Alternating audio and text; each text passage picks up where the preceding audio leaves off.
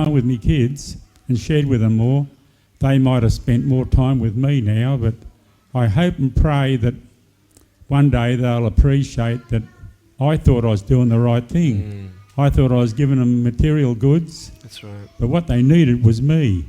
As men, as husbands, we have a nature of wanting to protect and to provide for the family. So we're in that practical sense. Okay, how can I protect and provide for my family? I've got to go work. And the more I work, then the more I can provide and protect, and the more that I can show them their love. You see, this is the thing. We're all wired up differently, and that's so important to have that balance. And that's, I think, one of the hardest things in life, is to have that balance in life of being too busy to provide, yet making time to be with them and enjoy the ride and smell the roses. And that's profound. Thank you so much for sharing that. And, you know, I've seen a lot of marriages have a lot of tension just because of not misunderstandings, but lack of knowledge on how we're wired up different as men and women. You see, men will go out and they will go and work hard for all day. And they'll come back home tired, and all they want to do is sit down, have a beer, and watch TV. And then the wife will go, well, can you come and help me? And then the husband's offended because, well, don't you see already how much I love you? I've been at work all day, working my butt off, and I just want to rest now. Can't you just give me that? And the wife's like, well, you don't appreciate me because I've been doing the cooking, cleaning, washing, kids, blah, blah, blah, blah, blah. You have no idea what I've been going through, all the bills. And then maybe something wasn't done, one little thing, and then the husband gets angry, and then the wife says, well, you have no idea what I've done. And you just like there's different levels. And, then once the husband's rested, and then the wife wants, once the kids are put to bed, and the wife wants to relax. And then the husband comes and says, hey, honey, how you doing? You know what I mean? And it's just on two different levels. And there's such power in education. If we just understand that. Nick, can I ask a personal question about your family? Sure you can. Do you have siblings? Yeah. Do they have had struggles Yeah. around having a brother with no limbs? Definitely. I was actually the firstborn in my family. After me, I have a brother and a sister. I'm 24. My brother's 21. My sister's 18. And so all about 3 years apart. They have no birth defects. There are no traces of birth defects throughout our families. So this is just one of those things in life that happen. So actually growing up in school, surprise, surprise, I'm the center of attention. Out of all the school, I'm the only guy without arms and legs. And I had that attention. And once I actually started having the confidence of speaking with kids and playing with kids, as soon as I open my mouth, barriers go down because they realize I'm just like anybody else. I've just got no arms and no legs. And so what I did was I made a lot of friends quickly. And then my brother came into school, and everybody knew that my brother was Nick's brother. Everything was referred to Nick. And so I think my brother really sort of lost his identity. And that sort of happens with, younger siblings. Let's say you have a very, quote, successful leader of a child who's school captain, and everybody knows that person as the school captain's brother. And so you're going in their shadow. And that happens naturally. And so my parents' wisdom, when I was going into high school, I was out of primary school, obviously, and then my brother and sister didn't come to my high school. So they had that wisdom in doing that. So I was very thankful for my brother and sister who helped me physically as well, around the house every now and then when I was a child, and I always had their love and support. And they just knew me as Nick. I mean, they don't know anything different. This is who I am. I don't know anything different. And so, yeah. At the same time, a lot of people come up and say, oh, I just wish you could speak to my friend who became a quadriplegic or lost his legs or something like that. And I don't know anything different. And I tell people, I don't know your pain, I don't know how it feels to have legs, then lose them or something like that. And I told your kids today, or what I normally tell at high schools anyway, is that I don't know their pain. I don't know what they're going through, but I know how it feels to be lonely, and I know how it feels to have a broken heart. And I know what's pulled me through my broken heart and healed my heart. And so to give them that, just so they can apply it in their own life, it's powerful. So I take my hat off to parents who have kids with disabilities, especially mental disabilities. It's such a different ball game. and they're my inspiration. A lot of people ask me, what is my inspiration? They're my inspiration.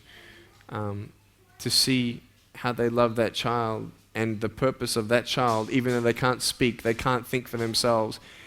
They just bring perspective in your life just by a smile. They've done that for me. And just because of that, that's purpose in their life, in my eyes. And there's no mistakes in life, I don't believe. I believe all things come together for the good. And I've seen it in my life anyway. And all I can talk from is my own experience. So.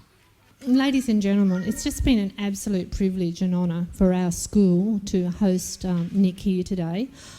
It's been extremely powerful, as I think a lot of you are sort of experiencing the power of the message coming here from Nick.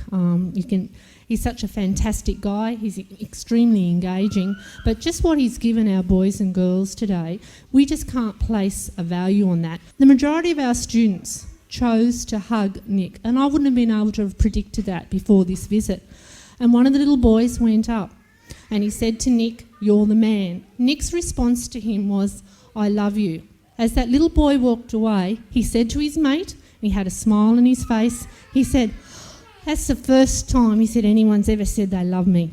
Now, sometimes I think the message that Nick is giving, that little boy I'm sure has got parents and family that love him dearly.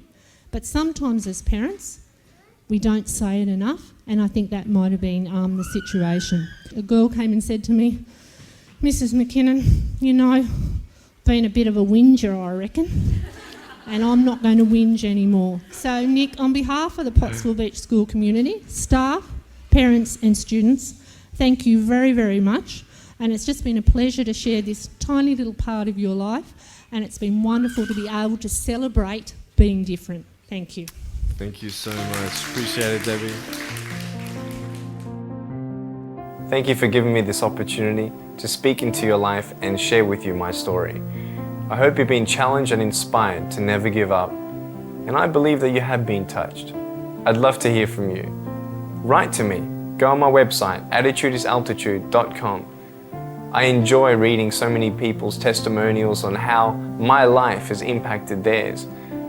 So please write to me or email me. Also want you to know that there is a book coming and a series of DVDs. So be on the lookout for that. If you see me on the street face to face, make sure you come up and say hello, give me a hug. I'd love to meet you. Remember, there is always hope. Never give up.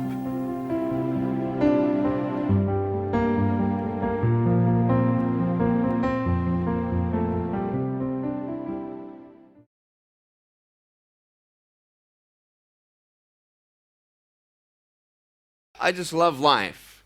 I love life. You know, so many people come and say, "How come you smile so much?" And I'm like, well, it's a long story. The irrepressible Nicholas Vujicic.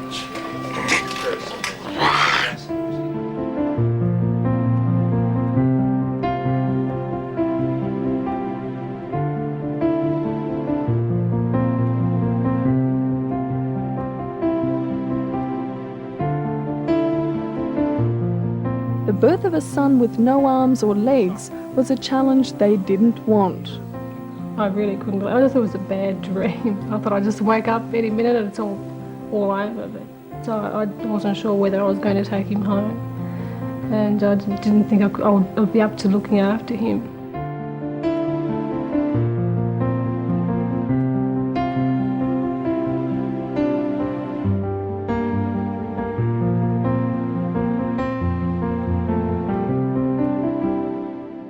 Certainly with time, you grow to accept him, to love him for what he is, the way he is.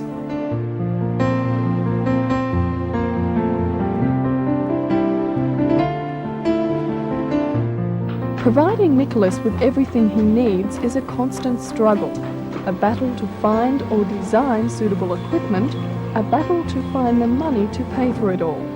There wasn't really much of places or people that you can turn to help you. So everything that we did with him was trial and error. We just had to take things one day at a time and just work through things, just me and him. Even the doctors couldn't help me much in that regard. I'm saving up my pocket money for a computer at home. He can't move as fast as he'd like, but Nicholas Vujicic is a whiz at computer games. This I realised only too well when the 7-year-old Dynamo thrashed me in the first round. Have you?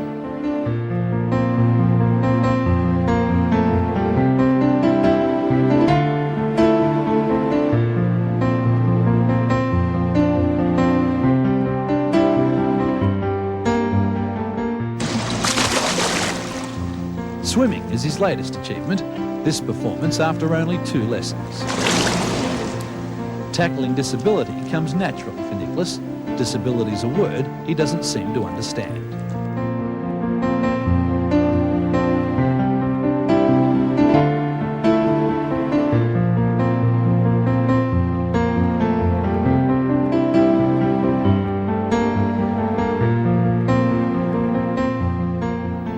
Through a combination of technology and sheer willpower, Nicholas is successfully driving his way through his 6-year-old world. But there are some things that still defeat him. Like in the toy box in my room, I want to get something and I can't get it because I don't have any arms or legs.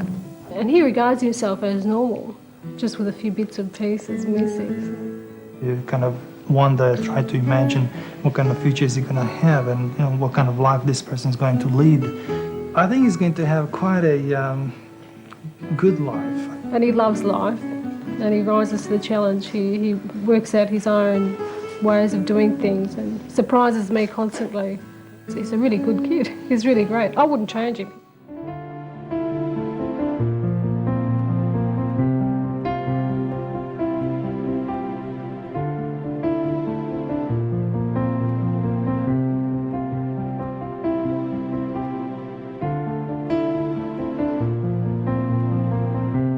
Cherie Long is Nick's fellow school captain. Together they say they can make a difference. I think we'll be great school captains, and I think we'll make a better place.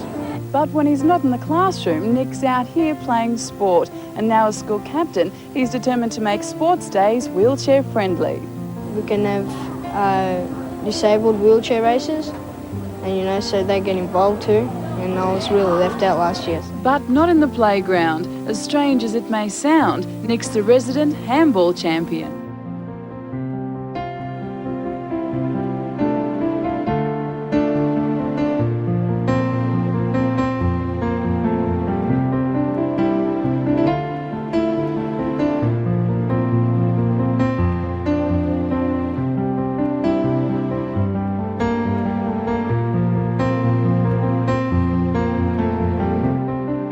And there were times where I sort of looked at my life and thinking, well, I can't do this and I can't do that. And you keep on concentrating on the things that you wish you had or the things that you wish you didn't have. And you sort of forget what you do have.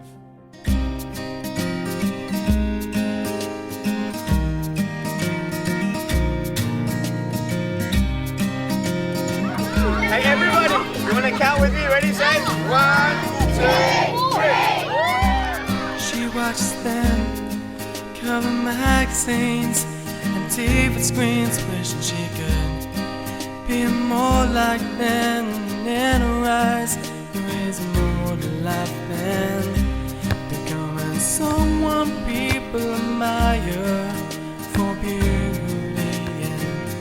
And so at night she stares out a window, wishing she could change. You're beautiful. You're beautiful. You're beautiful. You're beautiful. Just the way you are.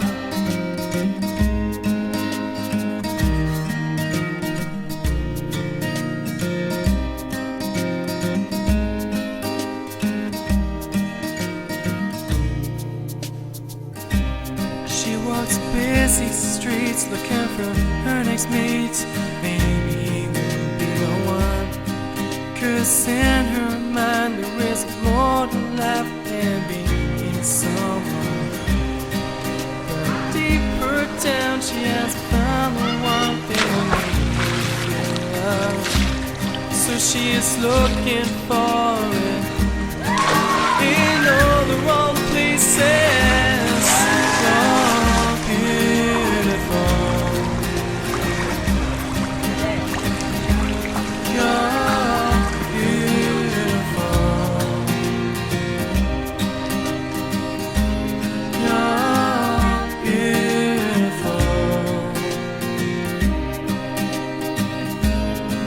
You're beautiful. Just the way you are.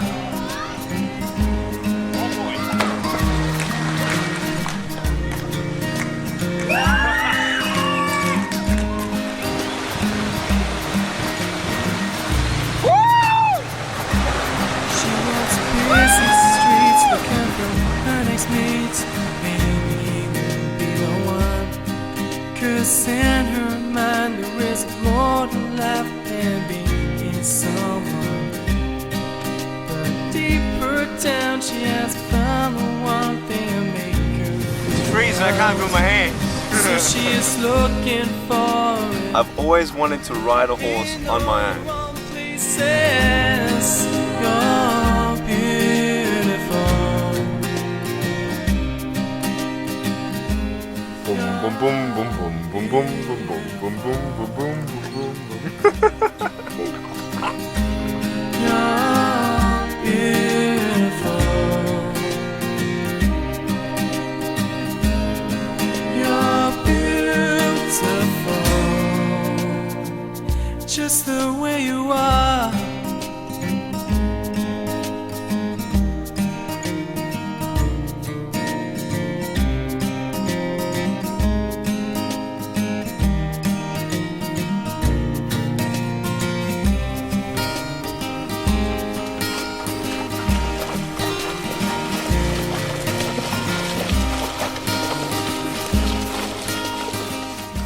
Today, man, we did it. I'm so happy. That was so much fun. It was awesome. Still hears his words surrounding her. Love you, man. You're good. Thanks a lot, bro. Just Yeah, I words, can do it again. they faded her away. So at night she stares at a window. She could change. It's when she catches her reflection. She hopes there was another way. You're beautiful. You're beautiful. You're beautiful. Set. That's fun. Let's do it again. Just the way you are.